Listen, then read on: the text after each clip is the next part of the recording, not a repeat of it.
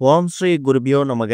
ஓம் ஸ்ரீ மகா பெரியவா சரணம். வரும் ஜூலை 7ஆம் தேதி திங்கட்கிழமை ஜூலை மாதத்துக்கான முதல் மைத்ரேய முகூர்த்தம். இப்போ நம்ம சொல்லக்கூடிய இந்த ஒரு இலையை நீங்க உங்க மணி பர்ஸ்ல வைக்கிறதால கடன் மொத்தமும் காணாமல் போகும். அது என்ன இலை, அதை எப்படி பயன்படுத்தணும்னு பார்க்கறதுக்கு முன்னாடி நம்மளோட வீடியோஸை இப்போதான் நீங்க ஃபர்ஸ்ட் டைம் பார்க்குறீங்கன்னா மறக்காம சப்ஸ்கிரைப் பண்ணிக்கோங்க.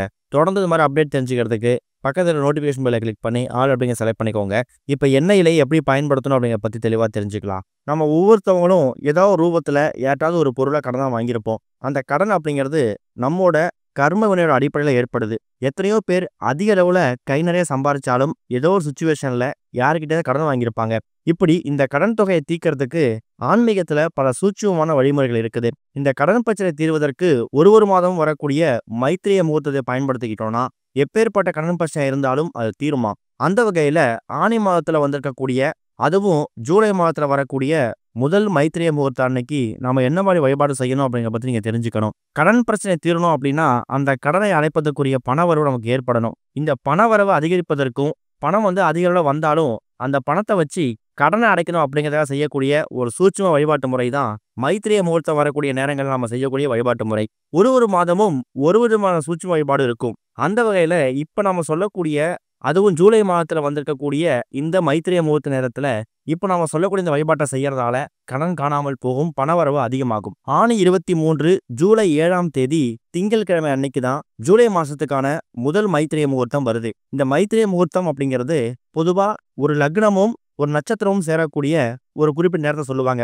அதாவது விருச்சிக லக்னமும் அனுஷ நட்சத்திரமும் சேரக்கூடிய நேரத்தையும், அதே மாதிரி மேஷ லக்னத்தையும் அஸ்வினி நட்சத்திரத்தை சேரக்கூடிய நேரத்தையும் தான் மைத்ரேய முகூர்த்தமா கணக்கில் எடுத்துக்கிறோம். அப்படி பார்த்தீங்கன்னா ஜூலை 7ஆம் தேதி மதியம் 2:53 ஆரம்பிக்கக்கூடிய மைத்ரேய முகூர்த்தம் மாலை 5:03 வரைக்கும் இருக்கு. இது விருச்சிக லக்னமும் அனுஷ நட்சத்திரமும் சேரக்கூடிய அற்புதமான மைத்ரேய முகூர்த்தம். இந்த மாசத்துக்கான அடுத்த மைத்ரேய முகூர்த்தம் ஜூலை 18ஆம் தேதி வருது. அதோட பதிவு நம்ம அப்புறம் பார்க்கலாம். ஆனா ஜூலை 7ஆம் தேதி திங்கட்கிழமை வந்திருக்கக்கூடிய இந்த ஒரு மைத்ரேய முகூர்த்த அன்னைக்கு இப்போ நம்ம சொல்லக்கூடிய வழிபாடு ரொம்ப முக்கியம். கடன் பிரச்சனை தீர்வதற்கு நிறைய பரிகாரம் இருக்கு.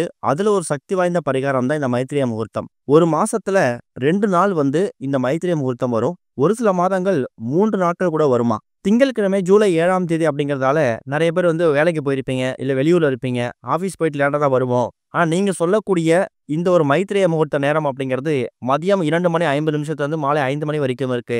அப்போ நாங்கள் வீட்டிலே இருக்க மாட்டோம் அப்படின்னாலும் நீங்கள் இருந்த இடத்துல இருந்தே இப்போ நம்ம சொல்லக்கூடிய இந்த வழிபாட்டை நீங்கள் செய்யலாம். அதாவது நீங்கள் காலையில் வேலைக்கு போகும்போதே இப்போ நம்ம சொல்லக்கூடிய இந்த ஒரு பொருளை நீங்கள் கையிலே கொண்டு போயிட்டு அந்த மைத்ரேய முகூர்த்தம் ஆரம்பிக்கக்கூடிய அந்த நேரம் இருக்குல்ல, சரியா மதியம் 2:53 பிறகு மாலை 5:03 இது ஜூலை 7ஆம் தேதி திங்கட்கிழமை அன்னைக்கு. அந்த நேரத்தில் இப்போ நாம சொல்லக்கூடிய இந்த ஒரே ஒரு இலையை நீங்க உங்க மணி பர்ஸ்ல வைக்கிறது மூலயமா கடன் பிரச்சனை காணாமல் போகும். அது என்ன இலை அப்படின்னா துளசி இலை. துளசி இலை அப்படிங்கிறது மகாவிஷ்ணு வாசம் செய்யக்கூடிய ஒரு பொருள். துளசி இலையை நம்ம சுத்தபத்தம் இல்லாம தொடவே கூடாதுன்னு சொல்லுவாங்க. அதாவது மகாலட்சுமியும் மகாவிஷ்ணுவும் வாசம் செய்யக்கூடிய அற்புதமான இடம். மகாவிஷ்ணு எங்கெல்லாம் இருக்காரோ அங்க மகாலட்சுமியும் தானா இருப்பாங்க.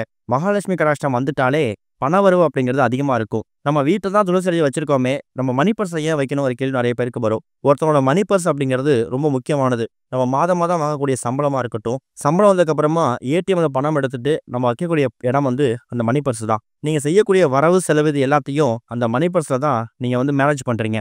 அந்த அளவுக்கு சக்தி வாய்ந்த இந்த ஒரு மணி பர்ஸை நம்ம ரொம்ப பத்திரமா பார்த்துக்கணும், ரொம்ப கண்ணுங்கருத்தமா பாதுகாக்கணும். அப்படிப்பட்ட மணி பர்ஸ்ல அந்த மைத்ரேய முகூர்த்தம் ஆரம்பிக்கக்கூடிய மதியம் 2:53 பிறகு மாலை 5:03 குறிப்பா அந்த 3:30 மணிக்கு மேல அப்பதான் அந்த மைத்ரேய முகூர்த்தம் நல்லா உச்சம் பெற்று இருக்கும்.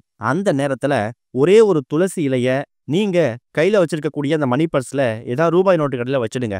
ஆபீஸ்ல இருக்கீங்க, வெளில வேலைக்கு போயிடுவீங்க அப்படின்னா காலையில வெளியில போகும்போதே அந்த துளசி இலையை எடுத்துட்டு மணி பர்ஸ்ல வச்சிடக்கூடாது. தனியா ஒரு பேப்பர்ல மடிச்சு நீங்க பேக்ல வச்சு எடுத்துட்டு போயிடுங்க.